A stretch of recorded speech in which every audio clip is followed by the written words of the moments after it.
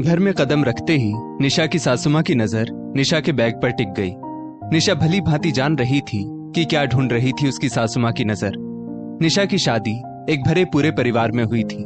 सास ससुर, जेठ जेठानी और निशा के पति अबीर।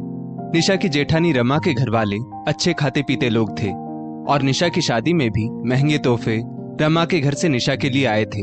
वहीं निशा एक साधारण परिवार से थी। निशा के पिता और अबीर के पिता एक ही दफ्तर में काम करते थे। अबीर के पिता जहां अफसर थे, वहीं निशा के पिता साधारण कर्मचारी। निशा को अबीर के पिताजी ने कई बार अपने पिताजी के साथ दफ्तर में देखा था। निशा के रूप और गुण से प्रभावित होकर ही अबीर के पिता ने निशा को अबीर की पत्नी के रूप में चुना था। जितने उदार दिल और नेक निशा के ससुर जी थे, उतनी ही लालची निशा की सासू माँ थी। निशा को अपने घर की बहू बनाने के बिल्कुल भी पक्ष में नहीं थी अबीर की माँ। लाख तर्क करने पर भी जब अपने पति के निर्णय को बदल नहीं पाई तो सिर्फ मजबूरी में निशा को स्वीकार किया उसकी सासू माँ ने। शादी के बाद निशा देखती अक्सर उसकी जेठानी के घर से कुछ न कुछ उपहार जेठानी के बच्चों या खुद जेठानी के लिए आता, या कभी मिठाइयाँ तो कभी मौसमी फल ही आ जाते। जबकि निशा के मायके में आमदनी कम और खर्च ज्यादा थे।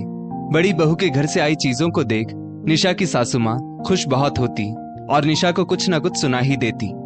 समधी हो तो रमा बहू के घर वालों जैसे दिलदार, ना कि निशा के घर वालों जैसे जो देना तो जैसे जानते ही नहीं। सासू माँ की बातें निशा को बहुत दुखी कर जाती, लेकिन निशा अपने संस्कारों के कारण कुछ जवाब ना दे चुप रह जाती। अपनी तरफ से निशा कोई शिकायत का मौका नहीं देती।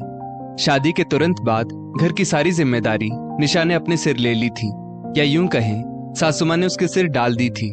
सुबह से रात तक सभी कामों के लिए सिर्फ निशा को ही आवाज लगाई जाती और बिना चेहरे पर शिकन लाए निशा अपने ससुराल के कामों में लगी रहती। शादी के 6 महीनों बाद निशा अपने ससुर जी से अनुमति ले कुछ दिनों के लिए अपने मायके आ गई। शादी के बाद पहली बार निशा अपने घर गई थी, वो भी पूरे 6 महीने बाद। अपने घर आ निशा बेहद खुश थी। माँ पापा और भैया भाभी के साथ कैसे एक हफ्ता बीत गया निशा को पता ही नहीं चला। निशा के वापस ससुराल आते समय निशा के पापा एक लिफाफा लेकर आए और बोले, बेटा तेरे ससुराल वालों के जितना तो ना सही, लेकिन तेरे पिता से जितना हो पाया तुझे दे रहा हूँ। आज अपनी भाभी के साथ बाजार जाकर सबकी पसंद के कपड़े ले आना। पैसे कम पड़े तो फोन कर देना, मैं या तेरे भैया आ जाएंगे। नहीं पापा, इतने पैसों की कोई जरूरत नहीं है। ये जरूरी नहीं पापा कि जैसा मेरे ससुराल में सब पहनते हैं वैसा ही आप दे। तोहफे तो अपनी श्रद्धा और हैसियत से देने चाहिए, ना कि दूसरों की हैसियत के हिसाब से। और क्या मैं नहीं जानती घर के कितने खर्चे हैं और उस पर आप ही फिजूल खर्च कर रहे हैं। लेकिन बेटा, मैं नहीं चाहता मेरी वजह से तुझे ससुराल में नीचा देखना पड़े। उसकी चिंता ना करें पापा, आपने अपनी बेटी को ऐसे संस्कार दिए हैं जो सबको अपना बना लेगी और अपने पिता का मान भी कम नहीं होने देगी। निशा की बात सुन भरी आंखों से उसके पापा ने उसे गले से लगा लिया। निशा बाजार जाकर अपने मायके के बजट के अनुसार अपने ससुराल वालों के लिए तोहफे ले आई और बाकी के पैसे माँ को दे दिए। आज जब निशा ससुराल वापस आई तो आदतन सासू माँ निशा के मायके से आए तोहफों के लालच में बैठी थी। शाम को निशा ने अपने घर से आए तोहफे सासू माँ को दे दिए। ये क्या भिजवाया निशा तुम्हारे पापा ने मेरे लिए? कॉटन की साड़ी, और तुम्हारी जेठानी के लिए भी कॉटन का सूट। मिठाइयाँ भी नाम मात्र की ही है। क्या तुमने उन्हें बताया नहीं तुम्हारी जेठानी के घर से कैसे भर भर के सामान आता है और तुम्हारे ससुराल का स्टैंडर्ड क्या है? मैंने तो पहले ही कहा था वीर के पापा को अपने हैसियत में शादी करे। गुस्से में लाल पीली होती निशा की सासू माँ ने निशा को खूब खरी खोटी सुनाई। अपने पापा की हैसियत पर उठते सवाल सुन निशा का धैर्य आज जवाब दे गया। वो बोली, माँ जी माफ कीजिएगा, लेकिन मेरे पापा और उनकी हैसियत पर सवाल उठाने का किसी को हक नहीं। माना मेरे पापा के पास आप जितनी या जेठानी जी के पापा जैसी दौलत नहीं, लेकिन उनके पास संस्कारों का खजाना है। और फिर मायने तो प्रेम और विश्वास रखता है, ना कि कुछ रुपयों से खरीदे गए ये उपहार।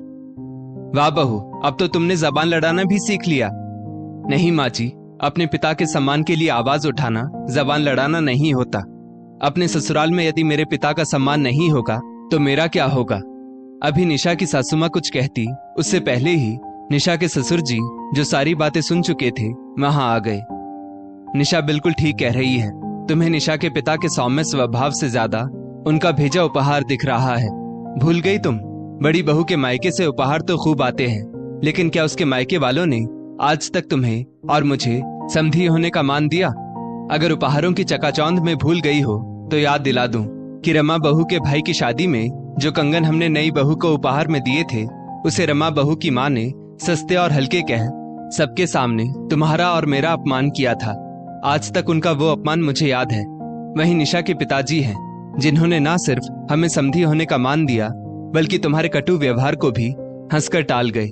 रिश्तों में प्यार होना जरूरी है, ना कि उपहारों का लेन देन होना। अगर असली खुशी ढूंढनी है तो इंसानों में ढूंढो अबीर की माँ, उपहारों में नहीं। निशा जैसी बहू लाखों में एक होती है, और फिर निशा को मैंने सिर्फ इस घर की बहू नहीं, अपनी बेटी भी माना है। और आज के बाद मैं इस विषय पर कुछ नहीं सुनना चाहता। अपने पति की डांट खा निशा की सासू माँ ने चुप रहने में ही भलाई समझी, और अपने पिता तुल्य ससुर की बातों से निशा का चेहरा भी खुशी से खिल उठा। दोस्तों, रिश्तों में लेन देन अच्छे लगते हैं, लेकिन सिर्फ प्रेम के। रिश्ते अनमोल होते हैं, उन्हें लालच में ना गवाएं।